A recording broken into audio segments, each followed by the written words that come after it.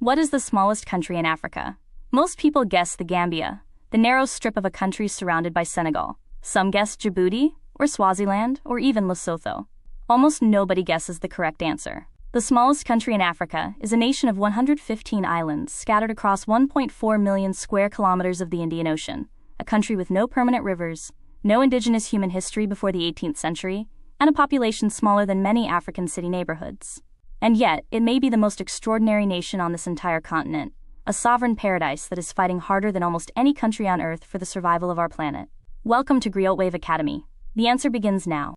Before we continue, it is important to understand the mission behind GriotWave Academy. This platform was created to preserve knowledge, culture, music, and stories that often go unheard or are forgotten. GriotWave is not just about content. It is about building independent systems of learning, creativity, and empowerment. Through books, audio, technology, and media, the goal is to transform timeless wisdom into practical tools for today's generation and future generations. Seychelles, an archipelago nation of 115 islands in the western Indian Ocean, 455 square kilometers of land, 98,000 people. The smallest country in Africa, by area and by population. Most Africans have never visited Seychelles. Most non-Africans think of it as a luxury holiday destination for billionaires, a place for honeymoons and private yachts. Neither group fully grasps what Seychelles actually is: a sovereign African nation of enormous civilizational, ecological, and geopolitical significance. Its capital, Victoria, is not just the smallest capital in Africa. It is the smallest capital city in the world. You can walk from one end to the other in under 20 minutes. And yet this tiny island nation controls 1.37 million square kilometers of ocean, one of the largest exclusive economic zones in Africa. Seychelles is a giant hiding in a small body. Where is Seychelles? Most people couldn't point to it on a map. Let me fix that. Seychelles is located in the western Indian Ocean, about 1,600 kilometers east of the Kenyan coast, roughly 4 degrees south of the equator. It is the northernmost country in the African Union. The archipelago is divided into two main groups. The inner granitic islands, Mahé, Praslin, and Ladigue, are the main inhabited islands and contain the capital, Victoria. These are ancient continental fragments, pieces of Gondwana that remained above water when the supercontinent broke apart 65 million years ago. Then there are the outer coralline islands, low-lying coral atolls and reef islands scattered across a vast stretch of ocean. Some of these islands are barely above sea level, which is why climate change is existential for Seychelles in a way it is for almost no other country. And here's the geopolitical surprise. Seychelles controls 1.37 million square kilometers of exclusive economic zone. That ocean territory is larger than South Africa's entire land area. This tiny island nation is a maritime giant. Let's put 455 square kilometers into perspective, because the number alone doesn't convey the reality. Seychelles is smaller than Lagos, a single African city. Lagos, 1,171 square kilometers. Seychelles, 455. You could fit all of Seychelles inside Lagos, and still have room for another Seychelles. Seychelles is smaller than New York City, smaller than London, smaller than Singapore. It is roughly the size of one large suburb of Johannesburg. And yet, and this is crucial, Seychelles is a fully sovereign nation. It has its own military, its own currency, its own passport, its own seat at the United Nations, its own voice in the African Union, its own foreign policy. It punches so far above its weight that the metaphor breaks down. Here is what makes this extraordinary.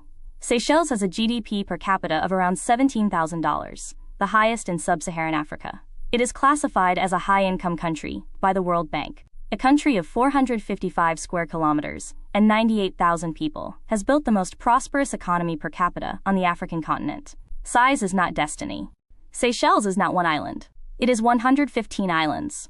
And understanding those islands means understanding two completely different geological worlds. The inner islands, Mahé, Praslin, Ladigue, and a handful of others, are among the oldest pieces of land on Earth. They are Precambrian granite, remnants of the ancient supercontinent Gondwana that remained above sea level when the Indian and African tectonic plates separated 65 million years ago.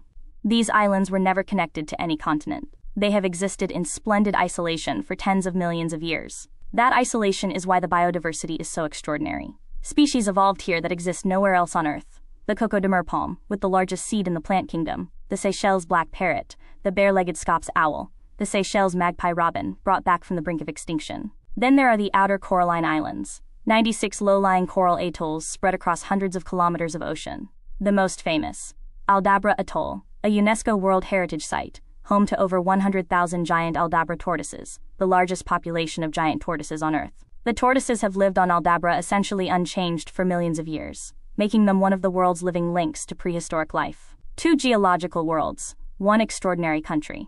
Victoria is the smallest capital city in the world. Not just in Africa, in the world. Approximately 26,000 people live in the capital of Seychelles. Many football stadiums hold more people than live in this capital city. You can walk from the main market to the Parliament building in about 12 minutes. You can cross the entire downtown in under 20 minutes on foot. Victoria is capital city compact. But what it lacks in size, it compensates with character. The city has a famous miniature replica of London's Big Ben clock tower, built in 1903 by British colonialists, which has become an iconic symbol of Victoria, affectionately called the clock. Markets overflow with fish, tropical fruit, and Creole spices. The waterfront is lined with fishing boats and occasional luxury yachts. 3 languages are spoken simultaneously on every street corner. Seychellois Creole, the mother tongue, a French-based Creole language unique to these islands. English, from 150 years of British colonialism, and French, the language of the original European settlers. Victoria is trilingual by birth and necessity. It may be the world's smallest capital, but it is one of the most culturally layered. Here is something almost no one knows about Seychelles. It has no indigenous people. Unlike every other country in Africa, where human presence stretches back thousands, tens of thousands, even hundreds of thousands of years, Seychelles was completely uninhabited when the first human settlers arrived in 1770. The islands had been visited by Arab mariners since at least the 9th century, and Vasco da Gama documented them in 1502 on his voyage to India, but nobody had ever lived there permanently. In 1742, France sent Lazare Picot to survey the islands and claim them. In 1770, the first permanent settlement was established, a party of French colonists and 7 enslaved Africans who landed on St. Anne Island. From those 7 enslaved Africans grew a majority. Over the following decades, the French planters brought thousands of enslaved people from Madagascar, Mozambique, the Swahili coast, and elsewhere in East Africa. By the time Britain took over in 1814, the island's population was predominantly of African descent. After emancipation in 1835, liberated enslaved people, Indian traders, Chinese merchants, and European plantation owners intermarried and intermixed to create the Seychellois, a Creole people with no single dominant ethnicity. Seychelles is an African nation made entirely of Africans who were brought there in chains, and who built a civilization from nothing on a set of rocks in the middle of the ocean. That story deserves to be known. The Seychelles flag is one of the most distinctive in Africa. 5 radiating stripes erupting from the bottom left corner, an image of motion, expansion, possibility. No 2 flags in the world look like it. It was adopted in 1996 after a constitutional revision that ended the one-party state and opened Seychelles to multi-party democracy. The flag itself is a statement of transformation. Blue for the ocean, because in Seychelles, everything begins and ends with the sea. Yellow for the sun, the source of all life on the islands, and increasingly, of all energy as Seychelles transitions to solar power. Red for the people's determination, and I believe also for the blood of the enslaved Africans who built this nation against their will, whose descendants now call these islands home. White for social justice, an aspiration that Seychelles has made meaningful progress toward. Seychelles has no significant racial discrimination, no ethnic-based political parties, no intercommunal violence. For a nation born out of slavery and colonialism, that is a remarkable achievement. Green for the land, and Seychelles has protected that land more rigorously than almost any nation on earth. 46% of Seychelles is protected territory. Nearly half the country is untouchable natural reserve. Seychelles endured 172 years of colonial rule, first French, then British. And throughout much of that time, the economy was built on enslaved African labor. The French plantation system turned these paradise islands into a brutal economic machine. Cinnamon, vanilla, coconuts, and sugar were grown by enslaved people who had no hope of escape. The islands themselves were the prison. The ocean surrounded them. There was nowhere to run. When Britain took over in 1814, they simply inherited this system. The plantation economy continued. The same enslaved people, the same crops, the same hierarchy, just a different set of European administrators. When British emancipation came in 1835, freedom was real in legal terms, and hollow in economic terms. The freed enslaved population had no land, no savings, no education system, and no alternative employment. They remained on the plantations, now as wage laborers, earning wages so low that the distinction from slavery was more theoretical than practical. This history matters for understanding modern Seychelles. The Creole community, descendants of enslaved Africans, are the majority population. The income inequality, the land distribution patterns, the educational access disparities of the colonial period, All of these shaped the social landscape that independence would inherit and have to transform. On June 29, 1976, after 234 years of French and British colonial rule, Seychelles became a sovereign nation. James Mansham, a charismatic lawyer who had won the last colonial elections, became the first president. He was colorful, internationally connected, and a committed capitalist who saw Seychelles' future in luxury tourism and Western investment. He didn't last a year. In June 1977, while Mansham was at a Commonwealth conference in London, France, Albert René, a socialist who had campaigned for independence and worried that Mansham was turning Seychelles into a playground for foreign wealth, staged a bloodless coup. He simply announced himself president, and the country accepted it. René's legacy is complicated. He was an authoritarian who jailed opponents, banned political parties, and survived multiple coup attempts, at least one backed by South African apartheid forces, who wanted to destabilize his socialist government. But he also built a world-class health system, making Seychelles' healthcare among the best in Africa. He expanded free education. He massively invested in the tourism infrastructure that now generates Seychelles' wealth. In 1993, he restored democracy under international pressure. His party won every election until 2020, when, peacefully, without violence, the opposition won, and Seychelles experienced its first democratic transfer of power. That, too, is an achievement. Aldabra Atoll is one of the natural wonders of the world, and almost nobody has heard of it. Located 1,100 kilometers southwest of Mahé, Aldabra is the second largest coral atoll on Earth.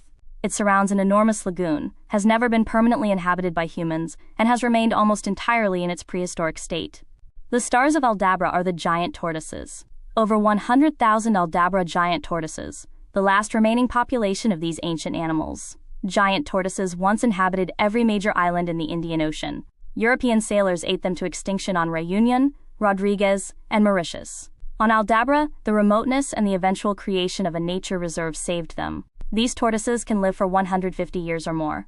They evolved 65 million years ago. They are effectively living dinosaurs, and Aldabra is their last stronghold. Here is a pivotal moment in conservation history that most people don't know.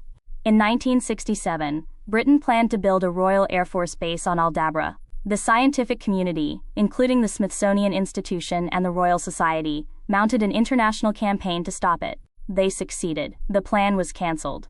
That campaign is credited with establishing many of the tactics of modern conservation advocacy. Aldabra was listed as a UNESCO World Heritage Site in 1982. It is Seychelles' greatest natural treasure. And it is also Africa's greatest natural treasure, whether Africa knows it or not.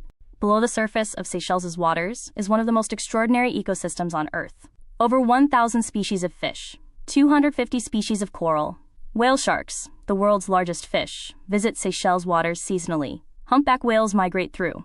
Hawksbill and green turtles nest on the beaches. Manta rays glide over the reefs. Dolphins follow the fishing boats. This underwater world is the real wealth of Seychelles, and it is under attack. In 1998, one of the worst El Niño events in recorded history raised Indian Ocean temperatures by several degrees.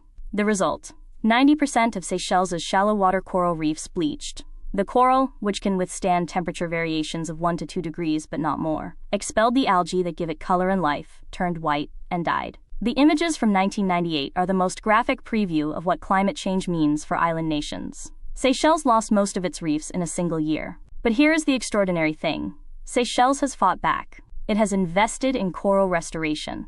It has pioneered marine protected areas. And in 2018, it made history by completing the world's first blue bond, restructuring $21.6 million of national debt in exchange for protecting 30% of its ocean territory. That innovation, debt for nature, is now being replicated by island nations across the Pacific and Caribbean. Seychelles invented it. The Coco de Mer palm is Seychelles' most famous natural symbol and one of the most extraordinary plants on Earth. It produces the largest seed of any plant species in the world. A single Coco de Mer nut weighs up to 25 kilograms, heavier than a small child. The nut takes 6 to 7 years to mature on the tree, and the tree itself takes at least 10 years before producing its first nut. A single palm can live for 200 years and produce seeds for most of that time.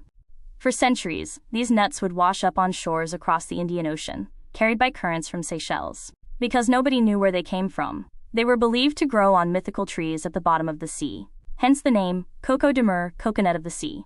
Arab sailors attributed magical and medicinal properties to the nut. The Holy Roman Emperor Rudolph II offered an entire ship loaded with gold in exchange for one. For centuries, a Coco de Mer nut was more valuable than almost any other natural object in the world. Today, the Coco de Mer is protected by Seychelles law. Every nut is numbered, registered, and certified. Smuggling one out of the country is a serious criminal offense. A single nut on the international market sells for over €600. The Vallée de Mai, the ancient palm forest on Praslin, where wild Coco de Mer trees grow in their natural state, is a UNESCO World Heritage Site. Jacques Cousteau, after visiting, said it was the most extraordinary natural environment he had ever seen. Seychellois culture is one of the world's most extraordinary cultural syntheses, and understanding it requires understanding what Creole means in the Seychellois context. Creole in Seychelles does not mean one ethnic group. It means the entire blended civilization that emerged from the mixing of enslaved Africans, French settlers, Indian traders, Chinese merchants, and British administrators, on a set of remote islands in the Indian Ocean. Creole Seychellois, the Creole language, is the mother tongue of Seychelles. It is a French-based Creole, meaning its grammar and vocabulary are largely French-derived, but the rhythms, the sounds, and many of the words come from the African languages of the enslaved people, Malagasy, Swahili, Mozambican Bantu languages. It was given official status in 1981, making Seychelles one of the first nations to elevate a Creole language to official recognition. The Musha is the musical heart of Seychelles, a drum-based song tradition created by the enslaved Africans in the plantations. The French colonists banned it because they understood what it was: community, resistance, and spiritual sustenance. The enslaved sang anyway. UNESCO listed Musha as intangible cultural heritage in 2021. And the remarkable social achievement, Seychelles has no significant racial politics. In a continent where ethnic division has been weaponized by colonizers and post-independence leaders alike, Seychelles built a post-ethnic national identity. That is worth celebrating. Seychelles is famous worldwide as a luxury destination, the honeymoon destination of choice for wealthy Europeans, and an increasingly popular escape for wealthy Africans. And tourism is indeed the economic foundation of the country. Between 60 and 70% of Seychelles' GDP comes directly from tourism and tourism-related services. Every government decision, from environmental regulation to infrastructure spending, is filtered through its impact on the tourism product. Around 400,000 tourists visit Seychelles every year. That is 4 times the population. The ratio of tourists to residents is one of the highest in the world. Every year, 4 copies of Seychelles arrive by air and sea, spend money, and go home. At the luxury end, Seychelles is extraordinary. Private island resorts where a night costs more than an average Seychellois earns in a month. Where celebrities, royalty, and tech billionaires come for complete privacy and extraordinary natural beauty. But there is a deep tension at the heart of this model. The same coral reefs that make Seychelles beautiful are being damaged by speedboat traffic. The beaches that were public are increasingly fenced off by luxury resort developments. The workers in those resorts often cannot afford to live near the beaches their guests are paying thousands for. Seychelles is navigating a question every small island nation faces. How do you sell paradise without destroying it? This is the slide that should stay with you longest. Seychelles emits approximately 0.0002% of global carbon dioxide, essentially nothing in climate terms. The United States alone emits over 6,000 times more carbon dioxide than Seychelles. And yet Seychelles may cease to exist because of climate change. The outer islands, 96 low-lying coral atolls, average just 1 to 2 meters above sea level. Current sea level rise projections suggest 1 meter of rise by 2100. That would submerge the majority of Seychelles' outer islands. Entire island groups, Farquhar, Cosmolito, the Amorantes, could disappear beneath the ocean. The coral reefs, which protect the islands from wave erosion, which sustain the fisheries, which provide the tourism revenues, are bleaching and dying as ocean temperatures rise. Here is the moral obscenity: the countries most responsible for climate change, the United States, China, the European Union, Russia, face inconvenience. Higher temperatures, more wildfires, more floods, disruptive, costly, damaging, but they will survive. Seychelles faces extinction, not as a metaphor. Literally, islands underwater, economy gone, people displaced. And Seychelles has contributed nothing to the problem. The Seychellois president, Danny Faure, addressed the United Nations from underwater, literally wearing scuba gear in the ocean off Seychelles to drive this point home. If that image doesn't move you, I'm not sure what will. When people call Seychelles the smallest country in Africa, they're measuring only the land. And they're missing the most important part of the story. Seychelles controls an exclusive economic zone, an area of ocean where it has sovereign rights over all resources, of 1.37 million square kilometers. That is larger than South Africa's total land area. It's larger than Algeria's Saharan territory. It's one of the largest maritime territories in Africa. This oceanic territory is where Seychelles' real power lies. Tuna, yellowfin, skipjack, big eye migrate through Seychelles' waters in vast numbers. Fishing fleets from Japan, Taiwan, France, Spain, and South Korea pay Seychelles annual licensing fees for the right to fish in its EEZ. Those licensing fees generate over $120 million annually, a significant portion of government revenue. Seychelles has also declared 30% of its ocean a marine protected area, one of the highest proportions in the world. Fishing, drilling, and development are prohibited in those areas. This protection comes at an economic cost. It reduces fishing revenues, but Seychelles has committed to it as a matter of ecological survival. The lesson: when assessing a small island nation's power and significance, never just count the land, count the ocean. The image associated with Seychelles all over the world, those massive rounded pink granite boulders rising from white sand and turquoise water, is not just beautiful. It is scientifically extraordinary. Those boulders are between 600 and 750 million years old. They predate the dinosaurs by 300 million years. They predate multicellular life. They are among the oldest exposed rock surfaces on Earth. They are Precambrian granite, the continental bedrock of ancient Gondwana. When Gondwana broke apart 130 million years ago, the tectonic plate that would become the Seychelles Plateau remained above sea level, isolated in the middle of what would become the Indian Ocean. While the rest of the ancient continent separated into Africa, India, Antarctica, Australia, and South America, the Seychelles fragment just floated in the ocean, alone. This geological isolation explains the extraordinary biodiversity. Species that evolved on Seychelles had nowhere to go, and nothing from outside to compete with. They became utterly unique. Anse Source d'Argent on La Digue Island is consistently ranked among the world's most beautiful beaches. Those boulders, pink-hued, rounded smooth by hundreds of millions of years of ocean erosion, frame a landscape so surreal it looks designed. It has been the backdrop for films, fashion shoots, and the dreams of millions of travelers. That beauty is geology. That beauty is time. 750 million years of it. Seychelles is a full member of the African Union, one of 55 members, and by far the smallest. At an AU summit, Seychelles sits alongside Nigeria, Ethiopia, Egypt, South Africa, continental giants with populations 100 to 2,000 times larger. In terms of land area, Seychelles is roughly 1/60,000th the size of Algeria, yet it has the same vote, the same seat, the same voice, and Seychelles uses that voice strategically. Its primary platform in international forums is ocean rights and climate justice. At every UN climate conference, at every Commonwealth meeting, at every African summit, Seychelles makes the same argument. The smallest countries, which contributed least to climate change, are bearing the greatest consequences. That is a moral and legal injustice that requires a legal remedy. This argument has won Seychelles extraordinary moral credibility in international diplomacy. Countries 1,000 times larger listen when the Seychelles president speaks on climate, because they know they cannot dismiss the argument on its merits. There is also a question of African identity. Seychelles is geographically isolated from the continent. Its culture is oceanic Creole, rather than continental African. Some Seychellois feel the AU connection is formal rather than felt. But the ancestry is African. The majority population descends from enslaved East Africans, and increasingly, Seychelles is asserting its African identity more fully. The smallest member. One of the loudest voices.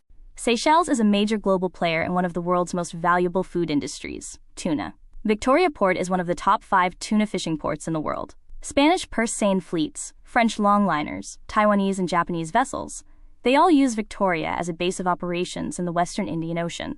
The tuna they catch in Seychelles EEZ is processed in local factories and shipped to Europe, Japan, and beyond. This is not small-scale fishing. The industrial Seychelles port complex processes over 200,000 tons of tuna annually. That is a significant industrial operation for a country of 98,000 people. The licensing model is where Seychelles has been genuinely innovative.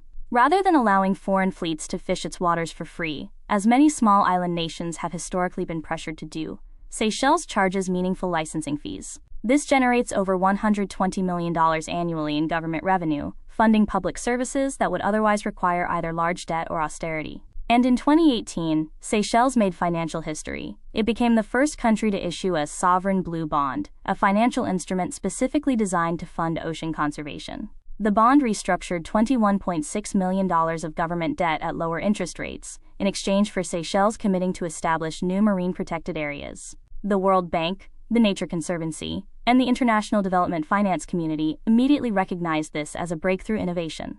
Blue bonds are now being replicated across the Pacific, the Caribbean, and the Mediterranean. Seychelles invented that. There is a serious argument to be made, and it is made frequently by the most respected travel publications in the world, that Seychelles contains the most beautiful beaches on Earth. En source d'argent on La Digue consistently ranked the world's most photographed beach. You have seen this image, even if you have never seen the name. Giant rounded boulders of pink and orange granite rising 10 meters from a shallow turquoise lagoon, white sand, and absolute calm because the offshore reef absorbs all the waves. It looks like a painting. It looks like CGI. It is completely real. Ons Lazio on Praslin, regularly voted the world's most beautiful beach by Condé Nast, National Geographic, and travel writers who have seen most of the world's great beaches. A curved bay with powder-soft white sand and water so clear you can see the fish 10 meters out. But here is what I want you to understand about these beaches. They are not just beautiful, they are fragile. They exist because of a specific combination of ancient granite geology, thriving coral reefs, and intact coastal vegetation. Remove any one of those elements, which climate change, overdevelopment, and reef bleaching are all doing, and the beaches change or disappear. The beauty of Seychelles is not a backdrop. It is an ecosystem. And it requires active, committed, expensive protection to survive.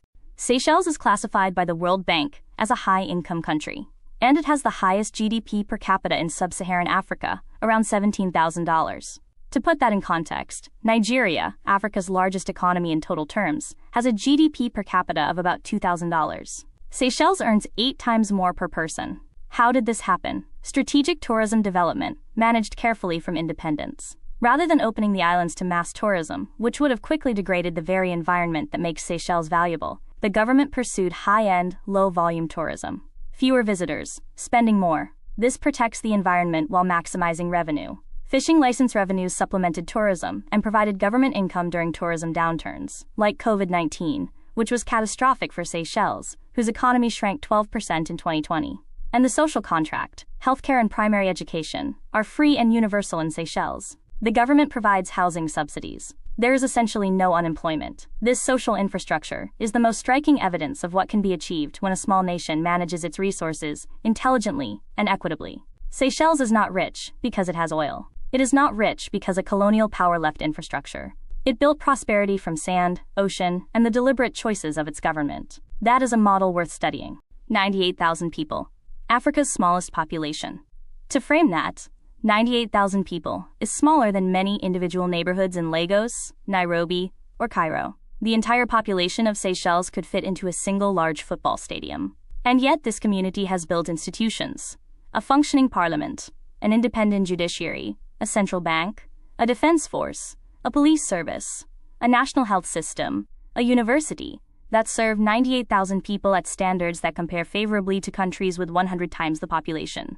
Life expectancy in Seychelles is over 73 years, among the highest in Africa.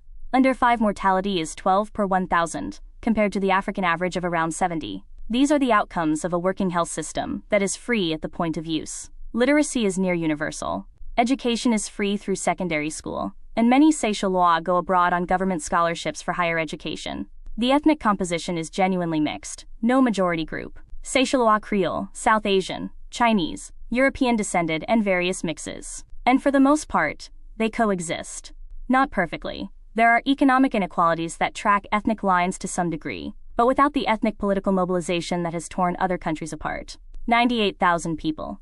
A prototype of what a well-governed, prosperous, mixed African nation can look like.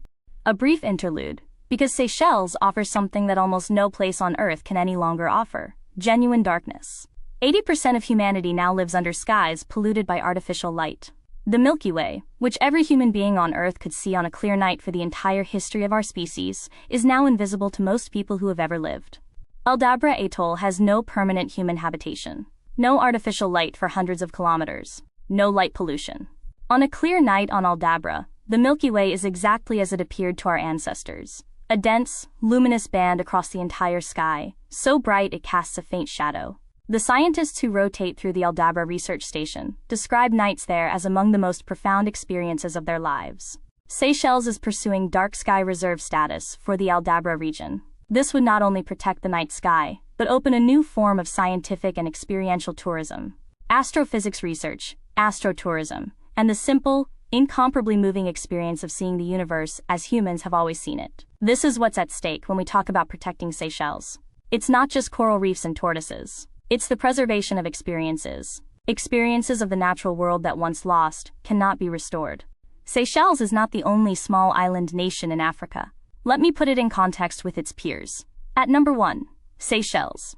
455 square kilometers, 98,000 people, GDP per capita of $17,000.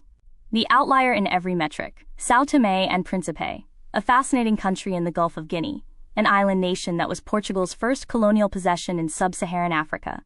It has oil revenues, a growing cultural tourism sector, and one of Africa's oldest multi-party democracies. GDP per capita around $2,400. Comoros, an archipelago between Madagascar and Mozambique.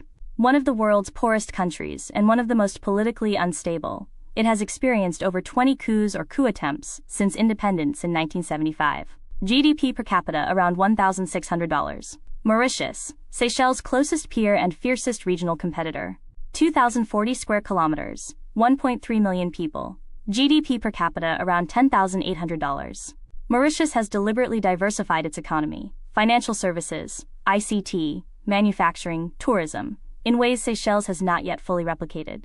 Worth studying. Cabo Verde, in the Atlantic Ocean, an archipelago west of Senegal with a strong democratic tradition and growing tourism sector. And Djibouti, technically one of the smallest African nations, but on the mainland Horn of Africa. Extremely strategic. It hosts more foreign military bases than any other country on Earth.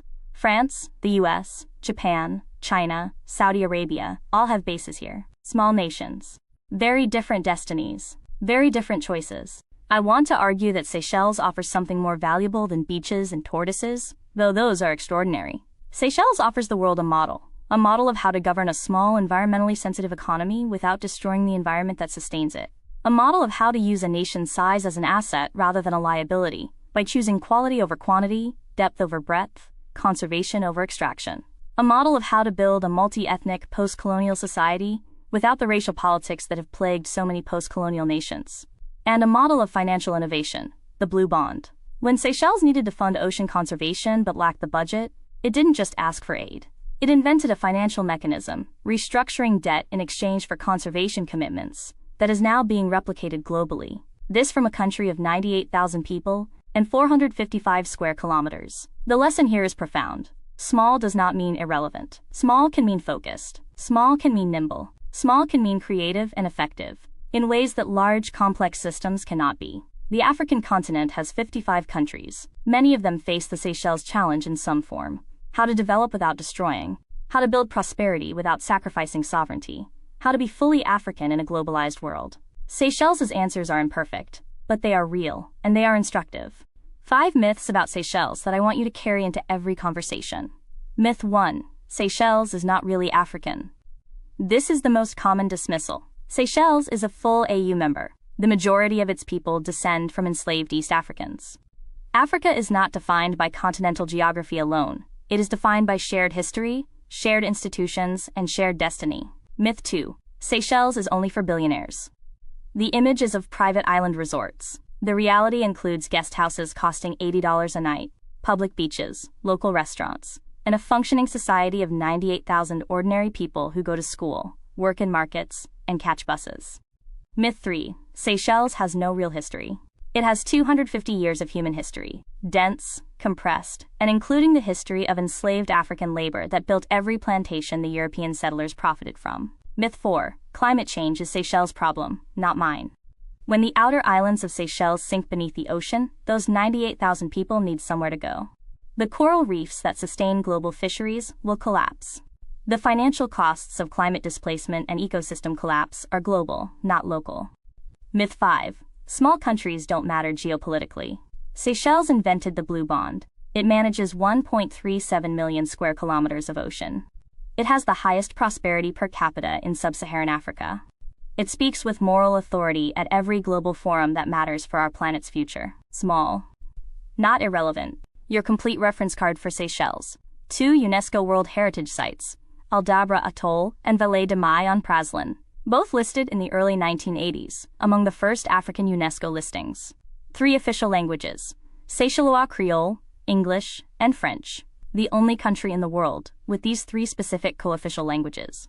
76% Roman Catholic, the legacy of French colonialism. The Catholic Church has been a significant cultural institution in Seychelles since the earliest settlement. GDP per capita of $17,000, roughly equivalent to Russia, or the lower end of EU member states. By African standards, extraordinary. And that EEZ 1.37 million square kilometers. Remember this number. It is the heart of Seychelles' geopolitical significance. 8 things you now know about the smallest country in Africa. 1. Seychelles, 455 square kilometers, 98,000 people. The world's smallest capital city, smaller than Lagos, smaller than London. A fully sovereign nation. 2. No indigenous people. Born from slavery, colonialism, and the ocean. Every Seychellois is a descendant of a rival, and they built a civilization from it. 3. 1.37 million square kilometers of ocean. Don't measure Seychelles by its land. Measure it by its sea. 4. Africa's highest GDP per capita. The most prosperous nation in sub-Saharan Africa, by this measure. Built on careful management of tourism and fisheries, not oil or mining. 5. Aldabra and Vallée de Mai. 2 UNESCO World Heritage Sites. 100,000 giant tortoises. The world's largest seeds. Living links to prehistoric life. 6. The Blue Bond. A financial innovation from 98,000 people that is now being used to fund ocean conservation globally. Seychelles invented it. 7.